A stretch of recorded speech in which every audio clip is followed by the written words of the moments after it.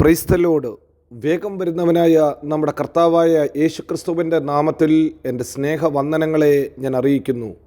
യോഹന്നാൻ്റെ സുവിശേഷം 14-ാം അധ്യായം 13-ാം വാക്യം, നിങ്ങൾ എൻ്റെ നാമത്തിൽ അപേക്ഷിക്കുന്നതൊക്കെയും പിതാവ് പുത്രനിൽ മഹത്വപ്പെടുത്തേണ്ടതിന് ഞാൻ ചെയ്തു തരും.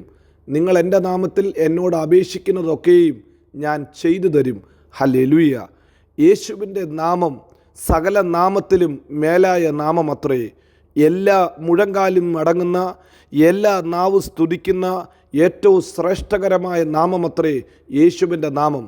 ഇതാ ഹല്ലേലൂയ, വേദപുസ്തകത്തിൽ യേശു കർത്താവ് തന്നെ പറയുന്നു, എൻ്റെ നാമത്തിൽ നിങ്ങൾ ചോദിക്കുന്നതൊക്കെയും പിതാവ് പുത്രനിൽ മഹത്വപ്പെടുത്തേണ്ടതിന് ചെയ്തു തരും. ആ നാമത്തിൻ്റെ ശക്തി അതാ. കർത്താവ് യേശുവിൻ്റെ നാമത്തിൽ ഒരു കാര്യം നാം ചോദിച്ചാൽ പിതാവ് അത് ചെയ്തു തരും. പ്രിയരെ, ഈ ദിവസങ്ങളിൽ നാം പ്രാർത്ഥിക്കുമ്പോഴും നാം യേശുവിൻ്റെ നാമത്തിൽ പ്രാർത്ഥിക്കണം. ഹല്ലേലൂയ. തൻ്റെ കർത്തൃപ്രാർത്ഥന ഹല്ലേലൂയ തൻ്റെ ജനത്തെ, ശിഷ്യന്മാരെ പഠിപ്പിച്ചപ്പോൾ യേശു കർത്താവ് ഇങ്ങനെ പറഞ്ഞു, പിതാവേ, നിൻ്റെ നാമം ഹല്ലേലൂയ അത് വിശുദ്ധീകരിക്കപ്പെടണമേ. ഹല്ലേലൂയ, നിൻ്റെ നാമം ഹല്ലേലൂയ ആ നാമത്തിൻ്റെ മഹത്വം ഈ ഭൂമിയിൽ വെളിപ്പെടുത്തണം. സ്വർഗത്തിൽ എന്നേക്കും ഹല്ലേലൂയ സ്ഥിരമാക്കിയിരിക്കുന്ന ദൈവത്തിൻ്റെ വചനത്താൽ നമ്മെ ഓർമ്മപ്പെടുത്തുന്നതും അതാ. ആ നാമത്തിൻ്റെ ശക്തിയാ. ഹല്ലേലൂയ. കർത്താവിൻ്റെ ഇഷ്ടം ഭൂമിയിൽ വരുവാൻ, കർത്താവിൻ്റെ ഹല്ലേലൂയ രാജ്യം ഭൂമിയിൽ വരുവാൻ, അവൻ്റെ നാമത്തിൻ്റെ വിശുദ്ധി ഈ ഭൂമിയിൽ വെളിപ്പെടുത്തുവാൻ ദൈവത്തിന് പദ്ധതിയുണ്ട്. പ്രിയരെ, ഇന്ന് രാവിലെയും നാം ആ നാമത്തിൽ ചോദിക്കുന്നതൊക്കെയും കർത്താവ് ചെയ്തു തരും. ഹല്ലേലൂയ. ദൈവം നമുക്ക് തന്ന ഏറ്റവും വലിയ അധികാരവും ആ നാമത്തിൻ്റെ ആ ഒരു അധികാരവും അതുതന്നെയാണ്.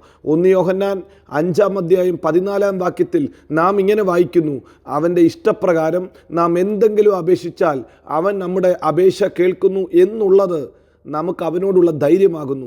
നാം എന്തപേക്ഷിച്ചാലും അവൻ കേൾക്കുന്നു. പ്രിയരെ, ഇന്ന് രാവിലെ സമയത്തും നാം കർത്താവിൻ്റെ നാമത്തിലാണോ ചോദിക്കുന്നത്? നിശ്ചയമായി നമ്മുടെ പ്രാർത്ഥനയ്ക്ക് മറുപടിയുണ്ട്, നമ്മുടെ യാചനകൾക്ക് മറുപടിയുണ്ട്. യെരമ്യാവ് 33:3 പറയുന്നു, എന്നെ വിളിച്ചപേക്ഷിക്കുക, ഞാൻ നിനക്ക് ഉത്തരമരുളും. ഹല്ലേലൂയ. പ്രിയരെ, ദൈവത്തിൻ്റെ നാമത്തിലുള്ള അധികാരമാണ്. നാം വിളിച്ചപേക്ഷിക്കുമ്പോൾ ഒക്കെയും ഉത്തരമരുളുന്ന ഒരു നാമമുണ്ട്. ഇന്ന് രാവിലെ ആ നാമത്തിൻ്റെ ശക്തി തിരിച്ചറിഞ്ഞ് ആ നാമത്തിൽ നമ്മുടെ വിഷയങ്ങളെ, നമ്മുടെ ആവശ്യങ്ങളെ നമ്മുടെ കർത്താവിൻ്റെ കരങ്ങളിലേക്ക് നമുക്ക് ഏൽപ്പിക്കാം. മടുത്തു പോകാതെ പ്രാർത്ഥിക്കാൻ അവൻ ആഹ്വാനം ചെയ്തിട്ടുണ്ട്. നീതിമാൻ്റെ ശ്രദ്ധയോടുകൂടിയ പ്രാർത്ഥനയെ ഹല്ലേലൂയ ദൈവം കേൾക്കുന്നു. ആ പ്രാർത്ഥനയ്ക്ക് മറുപടിയുണ്ട്. പ്രിയരെ, യേശുവിൻ്റെ നാമത്തിൻ്റെ അധികാരം അതുതന്നെയാണ്. 2, യേശുവിൻ്റെ നാമത്തിൽ ഹല്ലേലൂയ രോഗികൾ സൗഖ്യമാകും. ഹല്ലേലൂയ. അപ്പസ്തോല പ്രവൃത്തികൾ 3-ാം അധ്യായം 6-ാം വാക്യത്തിൽ ഹല്ലേലൂയ പത്രോസും യോഹന്നാനും സുന്ദരമെന്ന ദേവാലയ ഗോപുരത്തിങ്കൽ ഹല്ലേലൂയ ഇരിക്കുന്ന ആ മുടന്തനോട് ഹല്ലേലൂയ ഒരു കാര്യം വിളിച്ചു പറയുന്നു, ഞങ്ങളുടെ കയ്യിൽ പൊന്നുമില്ല, ഞങ്ങൾക്ക് വെള്ളിയുമില്ല, ഞങ്ങൾക്ക് പക്ഷേ ഒരു കാര്യമുണ്ട്, ഹല്ലേലൂയ യേശുവിൻ്റെ നാമമുണ്ട്. അതുകൊണ്ട് ഹല്ലേലൂയ ആ വാക്യം നാം ഇങ്ങനെ വായിക്കുന്നു, പൊന്നും വെള്ളിയും എനിക്കില്ല, എനിക്കുള്ളത് നിനക്ക് തരുന്നു, നസ്രന യേശുവിൻ്റെ നാമത്തിൽ നടക്ക എന്ന് പറഞ്ഞു. ഹല്ലേലൂയ. പ്രിയരെ, നാളുകളായി മുടന്തനായിരിക്കുന്ന മനുഷ്യന് കൈമാറാനുള്ളത് യേശുവിൻ്റെ നാമത്തിൻ്റെ ശക്തിയായിരുന്നു. ആ നാമത്തിൽ പത്രോസും യോഹന്നാനും പറഞ്ഞപ്പോൾ ഹല്ലേലൂയ ആ മുടന്തൻ ഹല്ലേലൂയ നരിയാണി ഉറച്ച് അവൻ എഴുന്നേറ്റ് ഹല്ലേലൂയ ദൈവത്തെ കുതിച്ചെഴുന്നേറ്റ് ദൈവത്തെ തുള്ളിയും ചാടിയും ദൈവത്തെ ആരാധിച്ചു, ദൈവത്തിന് നന്ദി പറഞ്ഞു. പ്രിയരെ, ആ നാമത്തിൽ, യേശുവിൻ്റെ നാമത്തിൽ രോഗസൗഖ്യമുണ്ട്. യേശുവിൻ്റെ നാമത്തിൽ ബലഹീനതകൾ വിട്ടുമാറും. യേശുവിൻ്റെ നാമത്തിൽ ഹല്ലേലൂയ നമ്മുടെ ജീവിതത്തിനകത്ത് വരുന്ന ഏത് കുറവുകളെയും ആ നാമത്തിന് പരിഹരിക്കാൻ പറ്റും. ഹല്ലേലൂയ. ഇന്ന് രാവിലെ ആ നാമത്തെ ഹല്ലേലൂയ നാം ഒന്ന് വിളിച്ചപേക്ഷിക്കുമോ? ആ നാമത്തിൽ വിളിച്ചപേക്ഷിച്ചാൽ പ്രാർത്ഥനയ്ക്ക് മറുപടിയുണ്ട്. ആ നാമം ഉപയോഗിച്ചാൽ രോഗികൾ സൗഖ്യമാകും. ആ നാമത്തിൽ ഹല്ലേലൂയ കർത്താവ് നമുക്ക് അധികാരം തന്നിട്ടുണ്ട്. ഭൂതങ്ങളെ പുറത്താക്കാൻ, രോഗികളെ സൗഖ്യമാക്കാനുള്ള അധികാരമുണ്ട്.